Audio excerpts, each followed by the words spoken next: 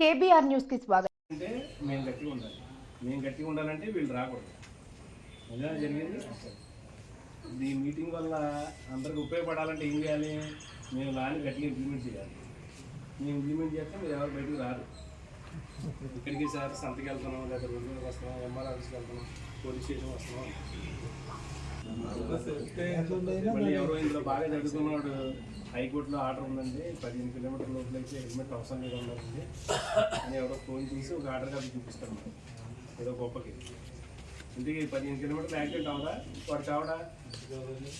ఎవరైనా వస్తాడు, నేనైనా వస్తా, ఎవరైనా వస్తాను. హెల్మెట్ పెట్టుకుంటే మీకు మంచిది, మాకు కాదు. మేము పైన వేస్తాం, ఎవరికి వేస్తాం? మీకు వేస్తాం. మీరు కడతారు, ఎవరు కడతారు? గవర్నమెంట్ కడతారు, అంతేనా?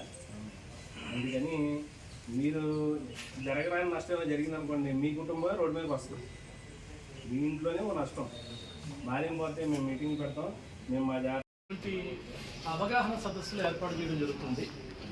ప్రధానంగా ఈ నెల 1వ తారీఖు నుంచి ఈ నెలాఖరు వరకు, జూలై 1వ తారీఖు నుంచి నెలాఖరు వరకు రహదారి భద్రతా వారోత్సవాలనే ఈ క్యాంపెయిన్లో ఒకటి జరుగుతుంది రాష్ట్ర వ్యాప్తంగా. హైకోర్టు ఆదేశాల మేరకు, రాష్ట్ర హైకోర్టు ఆదేశాల మేరకు, జిల్లా న్యాయ సేవాధికారి సంస్థ ఆదేశాల మేరకు మన మండల లీగల్ సర్వీస్ కమిటీ ఆధ్వర్యంలో ఈ రహదారి భద్రతా వారోత్సవాలు, హెల్మెట్ ఉపయోగం, సీట్ బెల్ట్ ఉపయోగం, ఇటువంటి విషయాల మీద అవగాహన కోసం ఈ సదస్సు ఏర్పాటు చేసింది.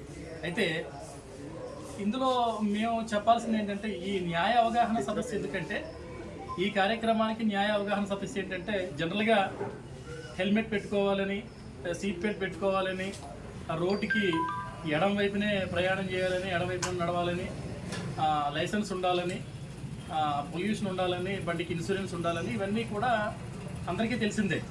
అయితే చట్ట ప్రకారంగా చట్టంలో ఉన్నటువంటి ఏం పనిష్మెంట్లు ఉన్నాయో అవన్నీ లేకపోతే, లేదు దానికి ఎటువంటి శిక్షలు చట్టాల్లో, కోర్టులో ఉన్నాయనే దానికి ఈ న్యాయ అవగాహన సదస్సు ఉద్దేశించబడింది.